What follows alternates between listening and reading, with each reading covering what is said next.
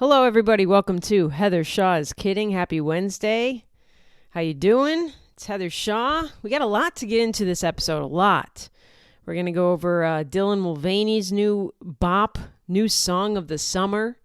Depending on who you are, no one. The upcoming TikTok ban, Mike Tyson, Robert Kennedy. God, so much. Bruno Mars, Kate Middleton, Justin Timberlake's Tiny Desk performance. Sorry. If you like the show, please subscribe wherever you listen. Rate it. Leave a review. Apple Podcasts, Spotify. Somebody told me, I asked the last episode, where else are people listening to this show? And somebody said something random. She said, on mute, bitch. I listen to the show on mute.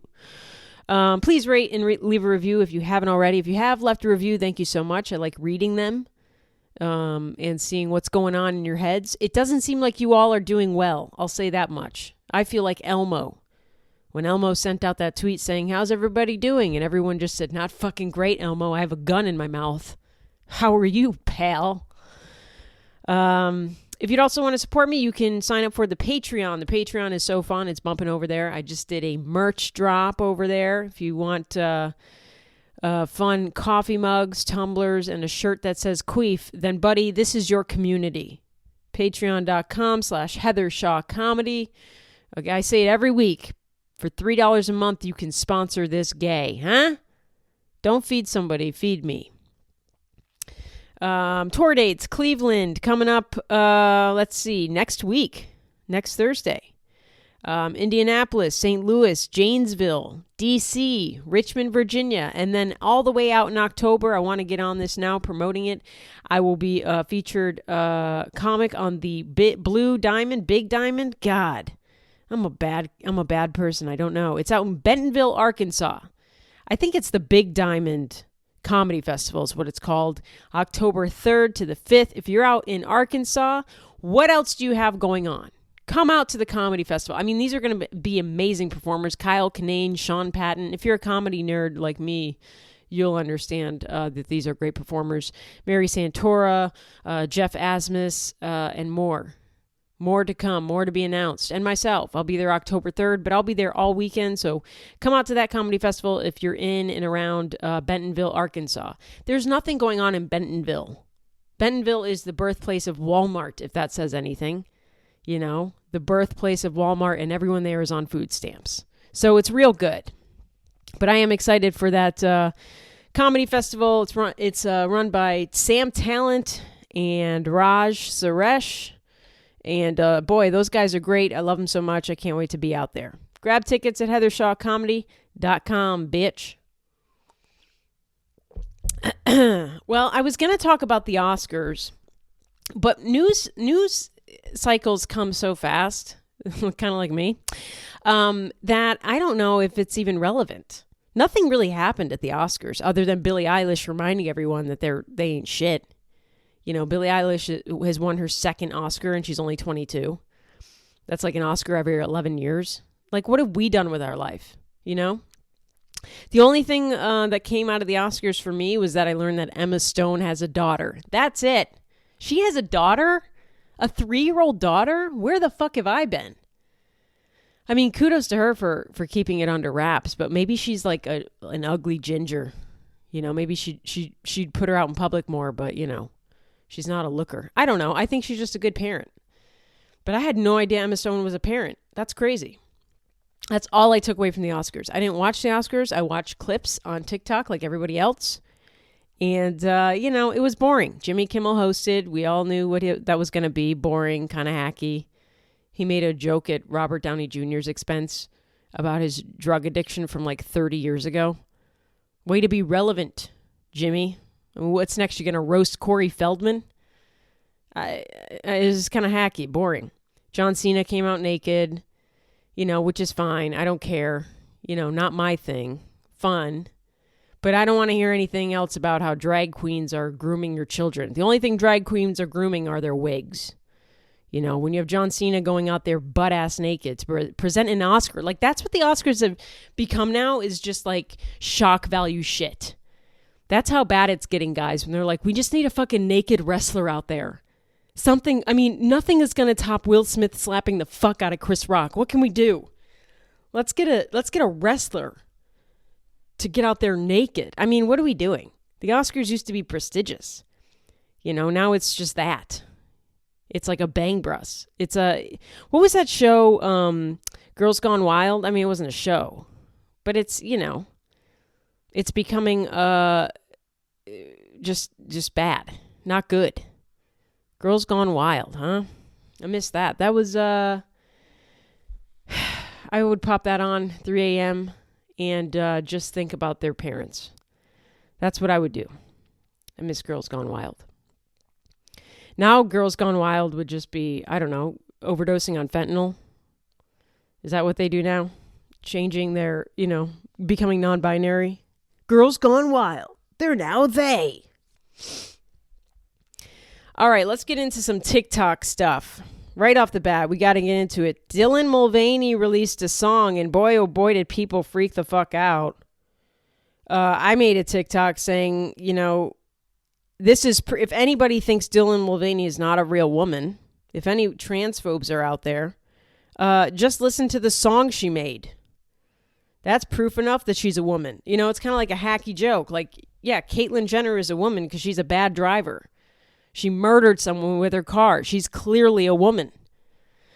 But yeah, I mean, I'm for Dylan Mulvaney doing her thing, getting her bag, being a woman and saying this is day 4,000 of girlhood, you know, or whatever it is. I don't know. What is she in her second year? So she's up to like 700, 800 days.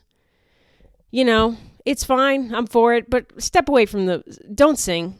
Please don't release any more music, Dylan.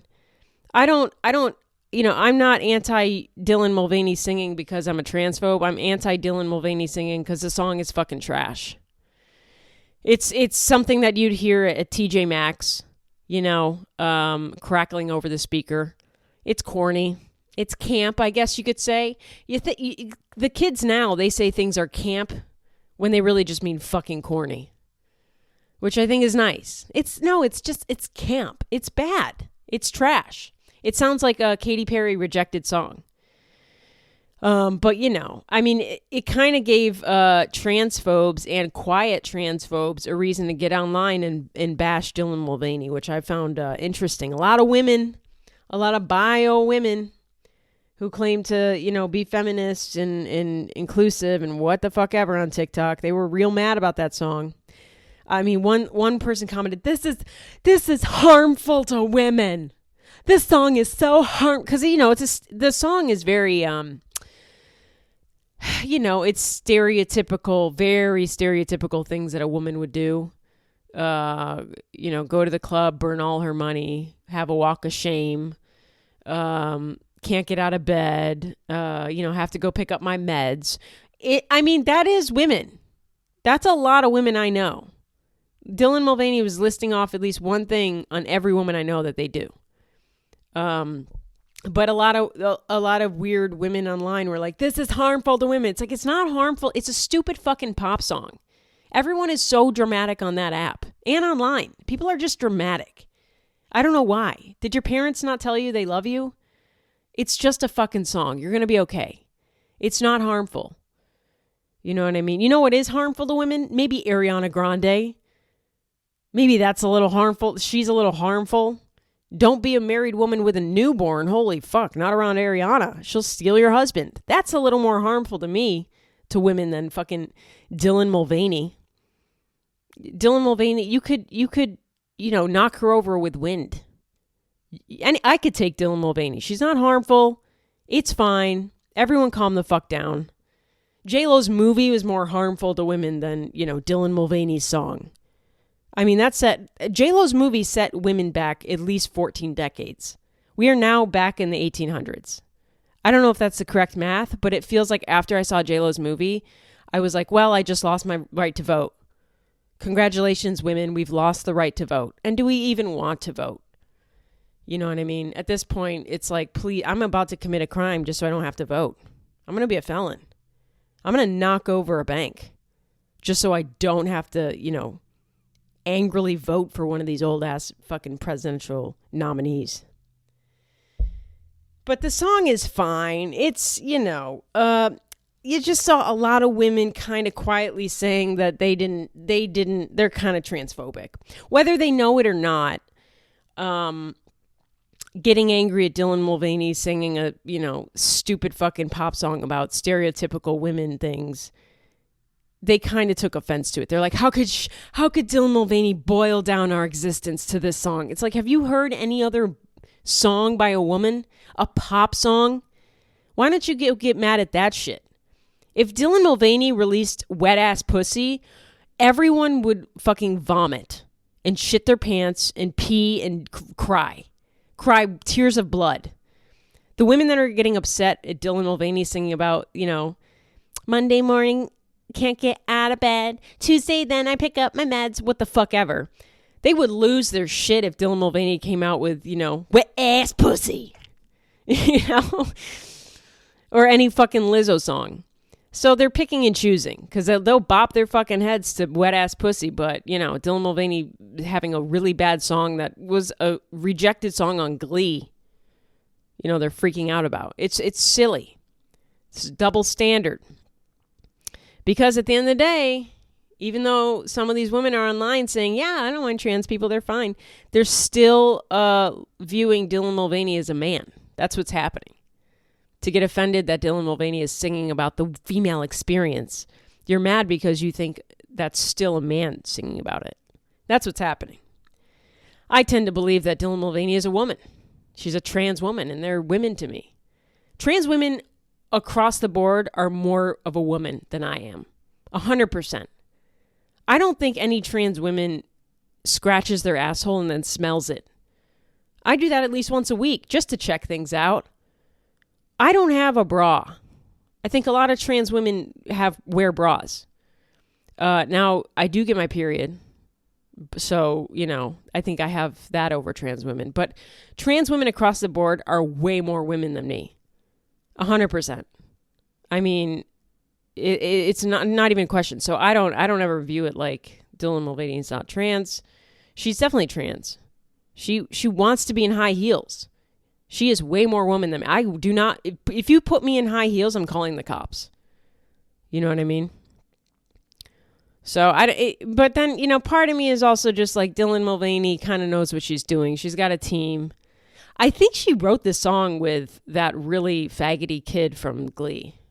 I forget his name. He has a very high-pitched, I think his name's Kurt. Kurt Faggot. No. Kurt Homosexual. I think she wrote the song with that. Isn't it fun that I can be like, yeah, trans women are real women, and then I go turn around and call somebody from Glee a faggot? It's all about balance with me. It's all about moderation, equality. I will stick up for any trans woman out there, but I'm also going to call everybody a faggot. Okay? It's about balance in life. Including myself, I'm a faggot. I'm a giant fucking faggot.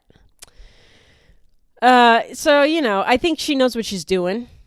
I think a bit of it is I don't know, maybe she really believed the song is good. I mean, that's her style. I think I saw her response video and she said, maybe I just have bad taste. And it's like, yes, girl, you have bad taste. If that's the music you're putting out, spoiler alert, you have bad taste. Your taste is stuck in 2002 YouTube. I mean, everybody equated that song to Rebecca Black's Friday, which, I thought Rebecca Black's Friday was more of a bop than this song. Doing hot girl shit. Get in. I keep saying that part of Dylan's song. It's fun. Dylan's hotter than me. You put me up against Dylan, I think most guys are going to want to fuck Dylan if they're not transphobic. And that's fine with me because I want the women. So she's all over TikTok with that song. She understands that people are upset. But, everything she does, people will be upset at her for. And that's just a hard fucking, imagine having to deal with that. I don't think any trans person chooses to be trans because think of the life they have to deal with all of your bullshit. It's giving gay people in the 80s and early 90s, mid 90s. Why would you want to choose to be Matthew Shepard? That motherfucker got murked. You think he chose that? I don't think so. I'm sure that our society's outlook on trans people will change in about 10, 15 years. But for now, it's still contentious. It's still weird. People are still saying transphobic shit with their whole chest. And that's real embarrassing. And like, get over yourself. Get a life. Why do you care about these? Why do you care? Why do you fucking care? The TikTok ban is happening. I was a little confused about what the motivation was here for our U.S. government. Did they really think that they could bully ByteDance into selling the app to us? I don't think so. Because it came across as the U.S. government was basically, again, threatening. Sell us this fucking company so we can make the money off of this shit. Because again, 170 million American users are on TikTok. That's half of the American population is on TikTok. That is astronomical compared to the other apps. It's the number one most popular app, social media app. The amount of advertising revenue, the amount of money to be made from this app that the U.S. government has no control over, boy, oh boy, they don't like that. So when I was originally assessing everything, I thought, okay, the U.S. government is just bullying, putting a gun to ByteDance's head and saying, sell us this motherfucking moneymaker, or we're fucking banning it, giving them a love ultimatum, if you will. It's an ultimatum. But then I thought, the U.S. government has to fucking know that China, ByteDance, they're not going to sell this thing. Because then it opens the floodgates for the U.S. to do this repeatedly with anything they want from China. It's just not going to happen. And I don't think trade laws allow for this app to be sold to the U.S. government. I think that Chinese trade laws are very restrictive, and I don't even think that they can sell the app. I think there's some kind of trade law with software. They can't just sell the app. And they wouldn't. They would not just, bend over and get fucked by the U.S. government and be like, well, okay, so that your dumb Americans can keep using our app, we'll sell it to you. It's not going to happen. The app is going to get banned. I thought for a while, all right, Congress is going to, or, the U.S. government's going to buy the app. They're going to ruin the app. They're going to turn it into every fucking watered down social media app that we have now. It's going to be the new Facebook, which I lovingly refer to Facebook as the DMV of social media, because it is. It's just, it's an insane asylum. I feel like every time I log into Facebook, I've been Baker acted and forced to be there. It's just a bunch of mentally ill people using Facebook as their journal, as their therapist. Things I don't need to know about you, Becky. You're putting out there. Well, my father, he's got dementia, and my husband just cheated on me for the 5th time with our cat sitter. Please comment a fun gift below to help me get through this week. It's almost Friday, TGIF. It's not a fun place to be. Facebook makes me feel unhinged, insane, and unsafe. But it's also like the DMV. I mean, what I do on Facebook and what I've done for years, and now I'm realizing, oh God, this is why my feed is the way it is. Since 2016, I have accepted every single friend request I've gotten on Facebook, every single one. Doesn't matter who the fuck you are. Doesn't matter if you're a bot. Doesn't matter if you're an insane Nazi. It doesn't matter. Whatever you are, I accept, because I want my feed. If I'm going to be on Facebook, I just want it to be unhinged. So now my feed is truly unhinged. I have a woman from South Africa that just posts the weirdest shit, like, ladies, chime in. Should men be allowed to hit you? I mean, that's a post, and it's got 4,000 comments. Girl, I don't know. Maybe he should. Yes, I bow down to my man. I highly recommend it if you don't care about Facebook. It spices up your Facebook. It's entertaining. You get to see a wide array of people who have lost their mind. I don't know who is using Facebook earnestly if they're not, other than boomers. Boomers love Facebook. That is their MySpace. They're happy there. It's their happy place. Boomers run Facebook. It's their place. I let that happen. Let them have Facebook. Keep them out of keep them out of public. Put them in Facebook and let them just rant about, gas prices. Mouth fart. I don't even know how I got here. Oh, so that's what I think would happen if the government was allowed to purchase TikTok, is that they would just turn it into this watered down. They'd remove any, because on TikTok, if you're not on TikTok, you have to understand that people are talking to each other about real serious issues and commiserating, and kind of, you can see the bubbles of a revolution that could happen, potentially. People are all talking about their stagnant wages, how they are, they work 40 hours a week, but they don't make enough to even enjoy life. They can barely scrape by paying their bills. I mean, these are college-educated people, non-college educated people, all coming together and going, this is fucked up. So that's, really, at the core, TikTok is not, if somebody wants to say TikTok's just a dancing app or, whatever it is, a threat to national security, it's not. It's a threat to the U.S. government's control over its people. Because its people are talking to each other and going, this isn't right. This is kind of weird. We don't trust any of this. Things come out. The Boeing, the whistleblower, that happened fast. The minute that the news came out that the whistleblower on Boeing was mysteriously killed himself right after testifying, TikTok was on it and went, this is fishy. This isn't right. Back in the day, we'd go, that's crazy. He must have been real depressed about having to testify against his company.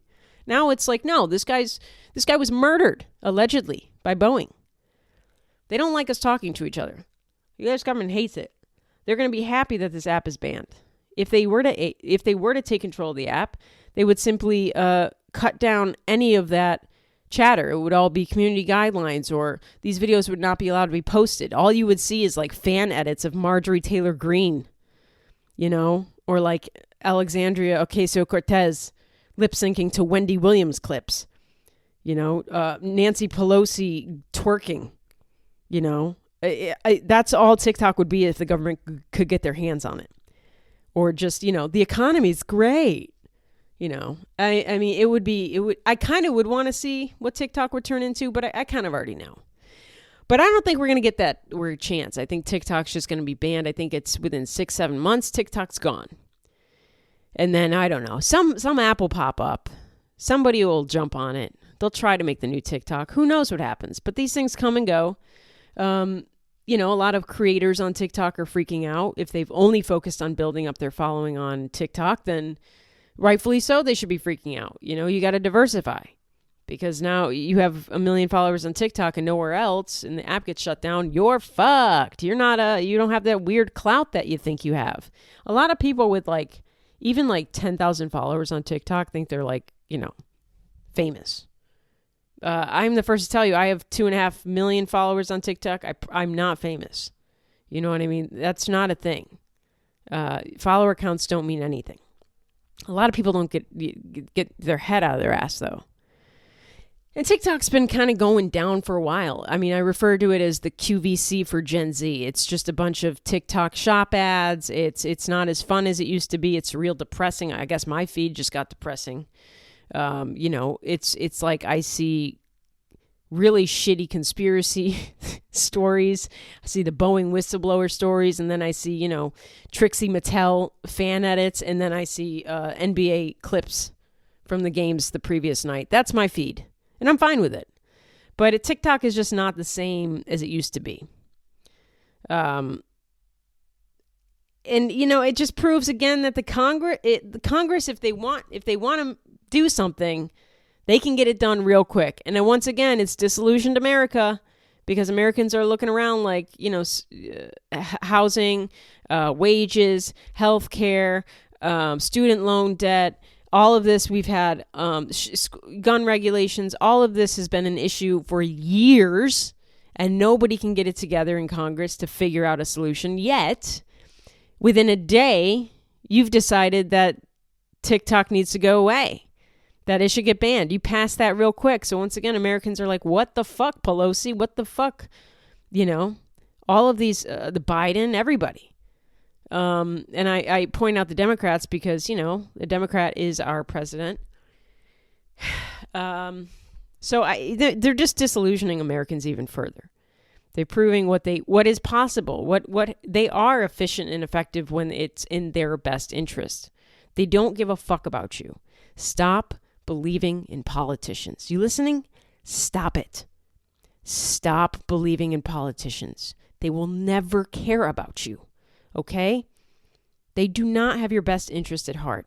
They are in it for the money and the power. I know I say that every fucking episode, but it needs to be repeated until, I don't know, until everybody gets it. I can't believe, we have to go pretend to take part in this election. We got to vote. Huh? You're going to vote so you can get a little sticker? I mean, what is the I voted sticker? It's a big fuck you. It's like a pizza party instead of a raise at work. It's ridiculous. It's a participation trophy of your civic duty. Anybody that wears an I voted sticker, I just judge. What are you so happy about? Our country is in shambles. You voted who cares? They're both awful candidates. I mean, geez, I voted for a dinosaur. They need to come out with stickers like that. Or they need to just start making stickers that say, I did not vote. I will wear a sticker that says, I did not vote. Then I can, if people start wearing that, I can see who's intelligent in this country. The I voted sticker, it's like, why don't you just tell everyone in the room you're really dumb? I mean, how can you believe in the system now? In this day and age? All right, that's about as much politics as we get into on this episode, except, no, it's not. I'm lying to you. I never lie to you, so I just feel like I get a pass. We got to talk about RFK, because, when I make videos online about the presidential nominees, people always chime in with, there's always RFK, and it's like, is there? Is there always RFK? Here's my thing. I don't really care. I mean, I think he's whatever. People call him a conspiracy theorist. I think he's a better choice than Biden or Trump for sure. I just can't get over that voice. What are we supposed to do with that voice? We can't.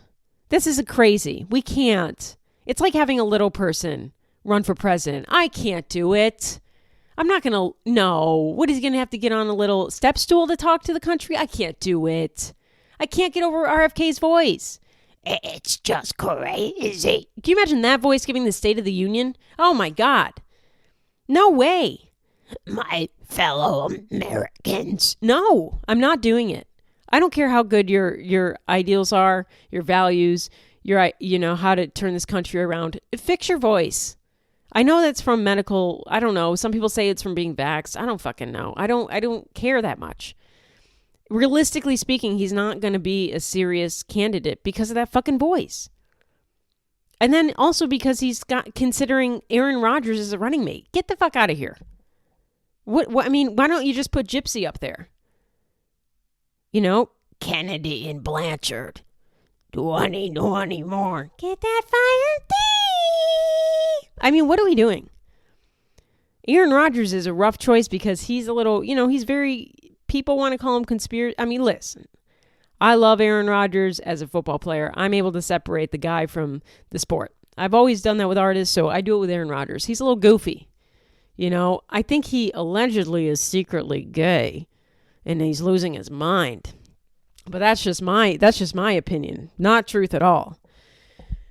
But it's just like, how can you be taken seriously as a presidential candidate when you want to elect a current quarterback from the NFL as your running mate? It's insane. You're way better off having Joe Rogan. I know Rogan would never do it, but and the other thing that's very interesting about RFK is who would want to run the company? Because that's what our country is. It's a company. Who would want to be the CEO of the same company that killed like 4 of your family members? That's crazy shit. If a company took out 4 of my family members, I'd want nothing to do with them. In fact, I'd scurry away and run off into the sunset and hope they never find me. I mean, he's putting a target on his back. Who goes to work for the same person who killed 4 of your fucking family members? That's kind of crazy. Why do you want to be a part of that system? You know what I mean? That's really that's what baffles me about it is like, do you think that you're going to go work for the hitman that took the people that you loved the most from you? You're going to go get employed by the hitman who took out your dad? That's crazy talk. He's got an uphill battle. I don't know who would go work for the same person that murdered your family. And you see what they're capable of. And you're like, yeah, I'll put myself in the spotlight. What do you think's going to happen, dude? Go away. Go on a beach. Rest those vocal cords, bitch. Cheryl. Mike Tyson, I mean, we're jumping quick on topics here. I hope you're okay. I hope this isn't a headache for you. Mike Tyson and Jake Paul, that fight was announced a while ago. It's coming out now that there's contracts and stipulations within the contract that are put in place that kind of swing the fight. I could have told you this. I'm still sticking with this. Jake Paul is going to win the fight. Everybody keeps comparing training videos of Jake Paul currently with training videos of Mike Tyson and going, no way, dude. Fucking no way. Nobody is saying this is a fight about skill. This is not a skill fight. Okay? This is a swing and swung and already corrupt fight. Mike Tyson is 100,000 bajillion percent more talented than Jake Paul. He's a better boxer, and he's like pushing 60. Mike Tyson is a beast. He's scary. Jake Paul is a YouTuber who, had rich parents. But Jake Paul, he likes to fight old people, and I always say, take my grandpa next, Jake Paul. He needs a lesson. He needs a lesson learned. Fight my fucking grandpa. Fight Joe Biden. Take out Mitch McConnell. Take him for a spin around the ring. He'll just play freeze tag the whole time. It'll be an easy shot for you, Jake. Fight Pelosi, please. Dear God, fight half of Congress all at the same time. This could be like your January 6th, Jake. This could be your storming of the Capitol, just fighting all of Congress and winning. You'd win. How about that? Stop picking on Mike Tyson, who would beat your ass if it wasn't for these contracts and for what is very likely a fight that is thrown already. I think that Jake Paul is going to win. I think that Mike Tyson is going to make a lot of money for losing. And what does he fucking care? He's 57 years old. He's not at the height of his boxing career. He's proven himself. He is currently the best boxer alive. Muhammad Ali, is arguably the best boxer ever. Tyson's the best boxer alive. Let's be real. He has nothing else left to prove to anybody. And he'll probably take, $10 million from throwing this fight? Apparently there are stipulations in the contract that say, if there's a knockout by Tyson within the first 3 rounds, then he doesn't get paid at all. If he makes Jake kind of stumble down within the first however many rounds, there's not a bigger payout. It's just a lot of incentive for Mike Tyson to lose. And I believe that. The minute the fight was announced, I knew it was going to happen. Jake Paul's going to win. Jake Paul knows he doesn't stand a chance against Mike Tyson skill-wise. But he stands a chance when he's flashing millions of dollars in the guy's face. I kind of wish that Mike Tyson blacks out and goes feral, like a rabid raccoon. I really hope he just eats Jake Paul's face. Please, Mike Tyson. Please. Please disfigure this man. I said, I made a video earlier. I said, I hope that Mike Tyson eats both of Jake Paul's ears. Not a tip. Not a Holyfield tip. Eat both of his fucking ears. I don't want that man hearing ever again. You know what I mean? He can still see, maybe. But I want both of his ears gone. Come on, Mike. You better go into that fight not starving, buddy. No food for you for the 3 days leading up to the fight. I really hope Tyson does black out. Because I could see Tyson being like, yeah, sure, man. Yeah, I'll swing the fight. Yeah. Yeah, you win, man. You win. I'll swing it. And then he gets in the fucking ring and, it's like flashbacks. He becomes a, 25-year-old boxer again and just beats the fucking shit out of Jake Paul to the point where Jake Paul is just like a puddle of bones and white skin. Mr. Beast comes out crying. A girl can dream, can't she? I guess that fight is in July on Netflix. We'll see what happens. I'm not too excited about it. I'll probably watch some clips after. I'm not going to watch it live. I don't care that much. Listen, if you're a betting person, bet on Jake Paul. We'll revisit this in July. See if I was right. You know what I mean? I think I'm pretty good with kind of the insight and seeing where things are going. Because look, again, I don't think Jake Paul would sign up for this fight if it was simply just a flat out fight. There's no fucking way. Jake Paul, the only way he'd sign up for this fight is if he had control over it. He's a millionaire for a reason. He's not that dumb. All right, let's get into our ad reads here. Lucy Brown, baby.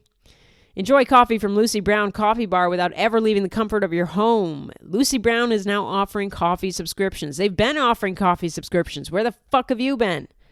Lucy Brown, that's Lussi Brown. Such a good coffee shop. Love their coffee. I have their subscription. I fucking love it. I'm not biased. I'm just honest. Simply fill out the form on the website and get coffee beans from different and exciting roasters sent straight to your door, starting at just $20 a month. That's nothing. Oh my God. Visit LucyBrownCoffee.com. That's Lussi BrownCoffee.com and follow the coffee subscription button to get signed up today. Plus, if you use the code Heather Shaw's Kidding, you'll get 10% off your first order. We love you, Lucy Brown. I'm going to take a sip of this water. I discovered I was in Fort Lauderdale because, I wanted to do some bath salts and kind of run into DeSantis wearing heels. I didn't do that, but I was hoping. Aquapana. God, I wish they had sponsored me. This shit is good. It's good water. It is made of 100% vodka. All right, the Other Autism Podcast. Have you wondered if you might be autistic? Or maybe you were recently diagnosed and now you're trying to understand autism and your place in the autistic community? A lot of people, this is a real thing for a lot of people. The Other Autism Podcast is here to help you out. Each episode, your awesome host, Kristen with a K, brings you interviews with autistic folks who were diagnosed as adults. You hear what it was like for them going undiagnosed for most of their lives, and then how they came to terms with their autistic identities later on, which I find very fascinating. Mouth fart. It's the Aquapana vodka. When you go your whole life not really knowing what the fuck is up with you, it's kind of like trans people, Dylan Mulvaney going her whole life, not really knowing. And then she's like, wait a minute, I like shitty music. I want to make shitty music. I'm a woman. It's kind of like that, to not know what's going on. And then as an adult, you get diagnosed with autism. It's very fascinating stuff. And I know a lot of people out there are on the spectrum. I'm in society every day, and I can attest to that, and probably including myself. The Other Autism Podcast also covers the latest in autism research and topics at the forefront of autistic culture and scholarship. That's for all the smart, intelligent people out there that care about that. You know what I mean? If you're autistic or wondering if you might be, the Other Autism Podcast helps you to feel more informed and less alone. You can find the Other Autism Podcast wherever you get your podcasts. Wherever it is. I forget where that one lady said she listened to it, but I was like, okay, sounds great. I didn't even know what the fuck it was. It was like not SoundCloud, but I don't know. I forget what it was. Maybe it was just Pornhub. Maybe somebody's uploading this podcast on Pornhub. That'd be great. I kind of would love for that to happen. There's just a video of an interracial couple banging with my voice behind it. Come on, somebody make that happen, please. All right, Bruno Mars. We got to talk about Bruno Mars, or as I call him, Bruno Mercury. That's because Mercury is the tiniest planet in our solar system, and that should be his name. He is tiny. It's like, mini-me got out and got a gambling addiction. Apparently, Bruno Mars loves to gamble and is not good at it. Is it giving Napoleon complex? Maybe. Or maybe it's just giving vice. I think the guy likes to do some booger sugar, allegedly. I think he's been arrested twice on record for possessing some cocaine. Dude, there is nothing better. If I was given a terminal illness and was like, you have 60 days to live, dude, I would go cop all the cocaine and just gamble. Nothing would feel more fun than just being high on coke and gambling. And just being like, yeah, this one, I'm going to get this one. This one's it, this one. Next, hit me. Ma'am, you're in the bathroom. What are you not even... seriously. I always say if I get to like 80 years old, I'm trying heroin. But like, if I get a terminal illness, I'm buying an 8-ball and I'm getting on online poker. That's a way to go out for me. I'm going to gamble away the money I don't need in the afterlife. You know what I mean? Sounds like a fucking party. But you can't do that when you're successful and, Bruno Mars and living life and you need a reason to live. $50 million he's in debt, allegedly, to MGM Casino. Now, MGM Casino has come out and said, what is their official statement on that? The statement added, MGM and Bruno's partnership is long-standing and rooted in mutual respect. Any speculation otherwise is completely false. He has no debt with MGM. Together, we are excited to continue creating unforgettable experiences for our guests. Doesn't that just sound like MGM Casino gaslighting Bruno and the world? And be like, no, he doesn't owe $50 million. He can win it back, right, Bruno? Bruno, you can win it back. Keep going. Keep gambling, buddy. Get deeper in the hole with us. We want it. The guy makes a lot of money, Bruno. I think annually it was reported that he makes like $90 million after taxes. That's what, $60 million? Jesus. Remind me never to get rich. That's what's stopping me from getting rich, by the way. It's the taxes. Take home 60, so he's left with a cool 10 mil. But I think that MGM is covering for him. They don't want to lose their star gambler, their star horrible gambler. They want him in debt. I mean, think of the possibilities. He could have a residency. He could pull an Elvis, have a heart attack, have a Coke heart attack on the toilet. He could do a long residency to pay back his debt. I mean, I don't believe for a second that MGM is telling the truth. Why would they? I mean, this story doesn't come out in thin air. It seems like he's constantly in that casino. He's a high roller. And, if he's doing booger sugar, he's probably not gambling with his right, mind. If I was high on cocaine, I would be all in at every poker table, even before I anteed up. You know what I mean? I'd sit down and say, all in, baby, all in. And they'd be like, ma'am, this is a Wendy's. I mean, I'm telling you, the cocaine really does something to your brain. It makes you real confident that you can bet max and get it back. And even when you lose, you're just like, fuck, do it again. Try again. So I tend to believe that this is a true story. Now, maybe it's not $50 million because that would be like, that man is, for every $1 million he owns, that's an inch of his height. I think he's only 4 foot. But he had that song, I want to be a billionaire so fucking bad. How bad do you want it, Bruno? Prove it. You want to be a millionaire? Well, guess what, buddy? You're not. You owe millions. You sure you want to be a millionaire? Maybe stay out of casinos. Maybe go home, Bruno. Bruno Mercury. That man has 2 nemesis in life. It's gambling and it's high cabinets. Biggest enemies he'll ever face. A lot of short jokes, but, his music's not bad. If you look Bruno Mars, he kind of does look like just like a gambling degenerate. Doing coke, gambling. I don't think he has any kids. I would be doing the same thing, look, to be honest, if things worked out differently. I might just do a bunch of blow and blow away my money. It is always fun that people end up, a lot of suicides happen in Vegas, because guys, mostly men, just blow all of their money, at these casinos and then just fucking end their life. What a way to go, huh?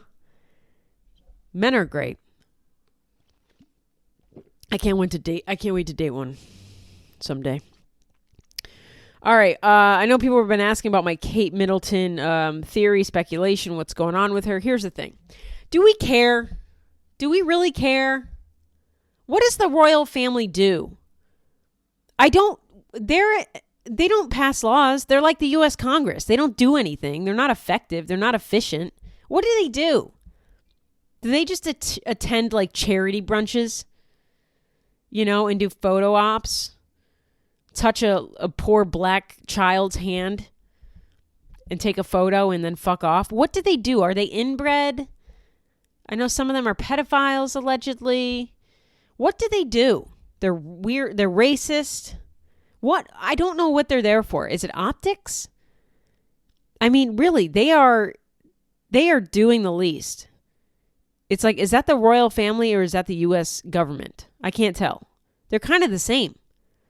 But the royal family is more interesting because now we have this Kate Middleton missing thing, which I think what it comes down to, and this is the best explanation that I've gotten online, and by online I mean TikTok. Where else are you going to go?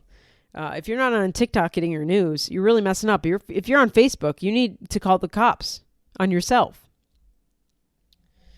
I saw this theory, and it kind of checks out, that Kate Middleton for the past decade or so, and you can look it up yourself, it's always photographed with these Band-Aids and bandages around her, like pointer finger, middle finger, maybe the back of her hand, on her thumb sometimes.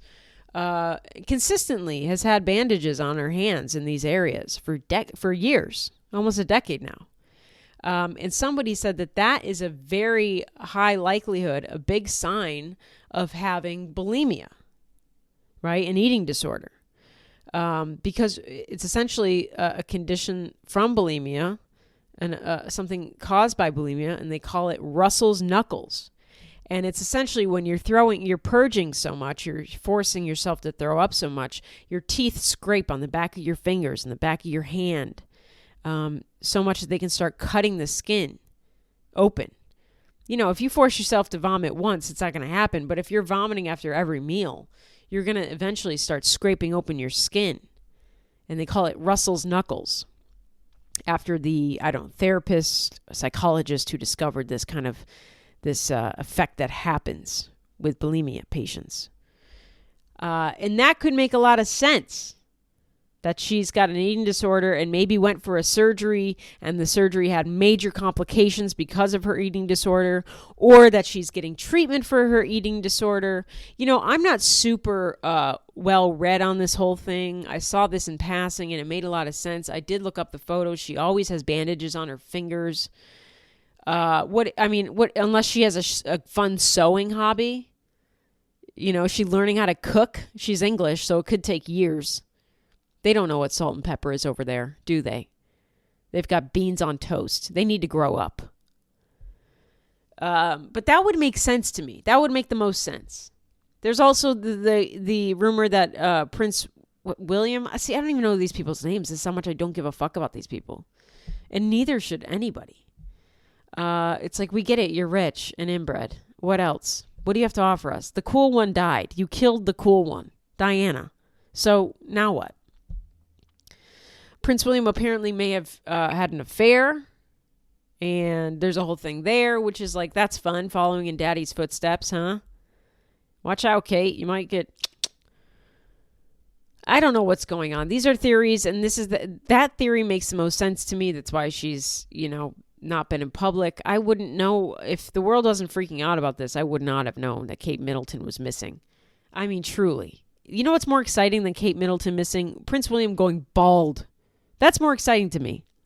Meghan Markle trying to, be a celebrity. That's fun. She just convinced the ginger who looks nothing like his family. Who is Harry's dad? It's not Prince Charles. Who is Harry's dad? Carrot Top? Who is it? It's some ginger out there is his dad.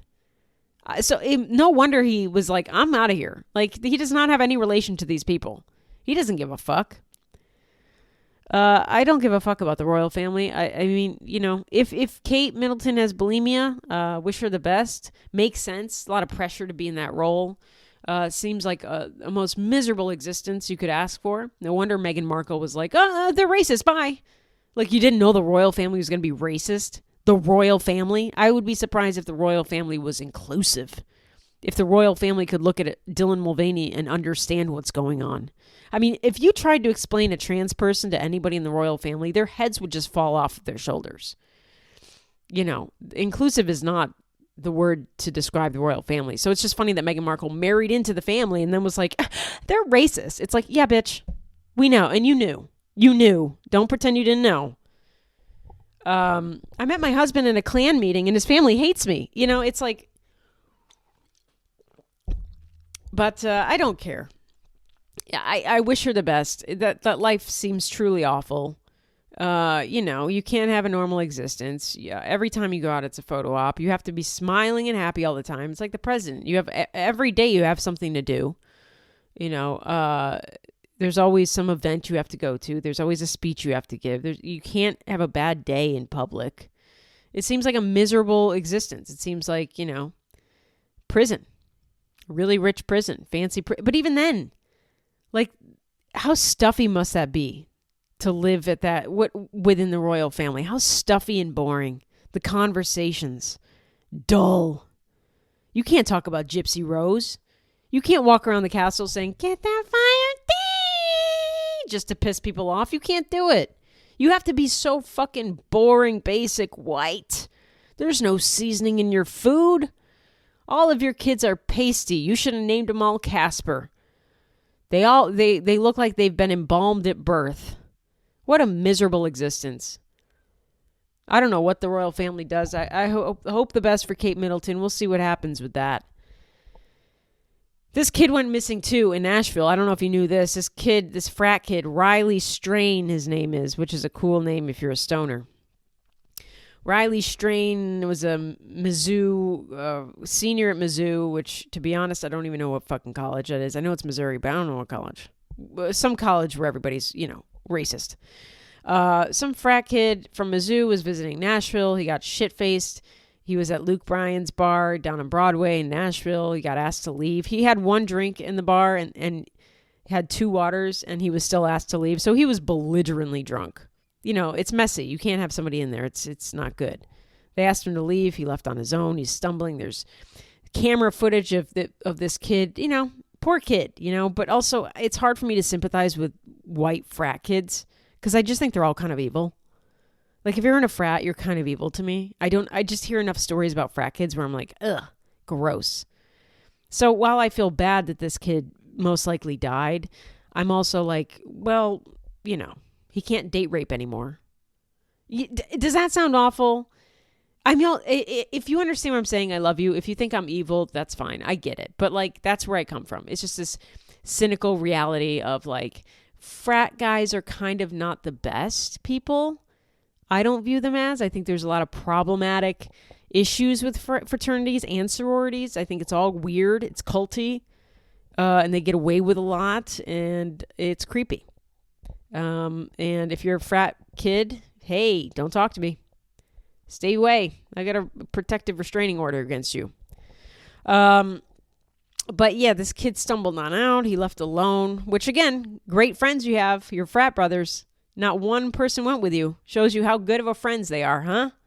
Your frat brothers said, "See you later, buddy." None of his friends at the bar left with him. They all just walked him out of the bar and then went back into the bar. Again, kind of proves my point. These, frat kids suck. They're selfish. They suck. Especially a Mizzou. Oh, God. But so he stumbled on. There was camera footage of him stumbling away. And, he went missing. His wallet, I believe a debit card of his was found by this body of water.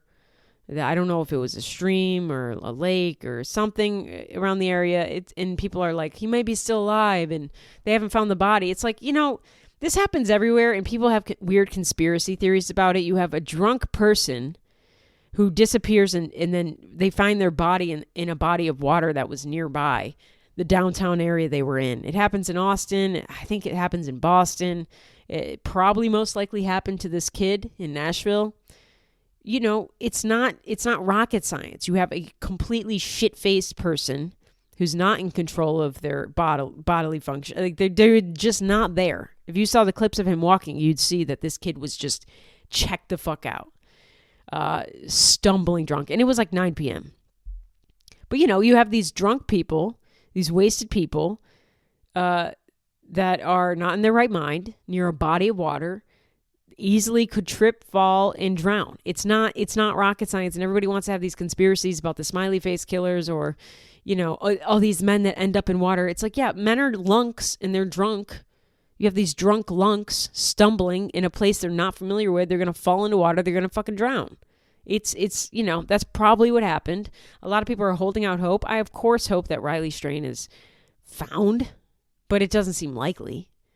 If he had sobered up somewhere, even if he was injured, he's in Nashville. It's not too hard to venture out and find somebody to help you. But people want to hold out hope.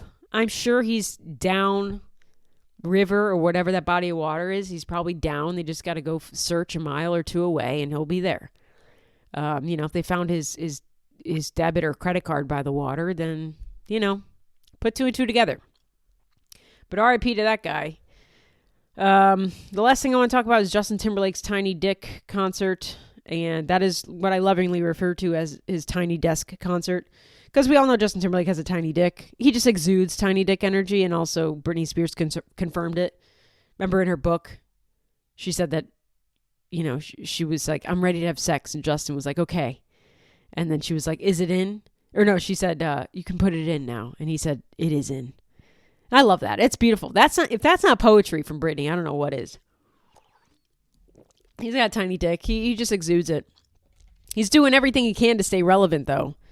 He's agreed to do NPR's Tiny Desk, which is usually reserved for like indie artists, people that need exposure. And he's getting on there. It's not good. You know, it's just it's past his prime. It's done. There are older millennials that are gonna love his shit because they're stuck in the past and it's the nostalgia. But like, no one gives a fuck about Justin Timberlake. And you know it's bad when Justin Timberlake. He was at a concert, I think he was at the Wilbur or something in L.A. And you know it's bad when he brings out his NSYNC band members. And band is a loose term. The members of NSYNC came out with him, and that's when you know he's really grasping for straws. He's real desperate. He's throwing anything at the wall. He's like, please pay attention to me. Here's Chris Kirkpatrick. Here's the faggot Lance Bass. Remember him? J.C. Chazé. Who else? Joey Fat one. You know, it's not... Because forever he used to just be like, yeah, fuck you guys. I'm never breaking you out. I'm Justin Timberlake. I'm doing my solo shit. And now he's really like, all right, we'll sing bye, bye, bye. You know, it's not good. Please don't make Justin Timberlake happen again. His music is bad. His first album, his first couple albums, amazing. Justified, good. Future Sex Love Sounds, great. And then after that, shut up. Also just not a good person. Don't make Justin Timberlake happen. Don't stream Justin Timberlake's Tiny Dick concert. I want Britney to do a Tiny Desk. Oh, yeah. Oh, yeah. All right, that's it for us. That's it for me. By us, I mean me and my Aquapana vodka. I am sober, guys. It's a joke. Yeah, we went through a lot today. If you liked what you heard, please remember to subscribe to this. Talk about this. Gatekeep it if you want. I don't really care. Give a comment on YouTube. Say you need to moisturize. Your acne is out of control. You're a lesbian. Rate it on Spotify, Apple Podcasts, wherever you get your podcasts. I wouldn't even know to check those comments. If it's not on Apple or Spotify, I won't see it. So just rate there. Prove that you are not homophobic and subscribe to this podcast already. This is like your Pride Parade every week. You come here, you celebrate Pride by listening to me. You can also support the show, remember, on my Patreon, Heather Shaw Comedy, over at patreon.com. You get a bonus episode of this podcast every single week. Every Sunday, I released a bonus episode where we talk about personal stuff, stuff that I wouldn't say on a main episode. It's behind a paywall for a reason. Things that could get me canceled? No, not really, but things that maybe are, I don't want just anybody listening to for free. Again, that's $3 a month at the minimum. Sponsor a gay. Do what you want. Follow me on Instagram. Heather Shaw is kidding. Follow me on TikTok while you still can. I can't wait till a year from now and be like, remember TikTok? That was fucking crazy. We just watched a genocide happen on TikTok. Follow me on TikTok, Heather Shaw with 4 W's. I'm on Facebook. If you want to friend request me, I'll accept it. I will always accept you. All right. Until next time, stay gay. See ya.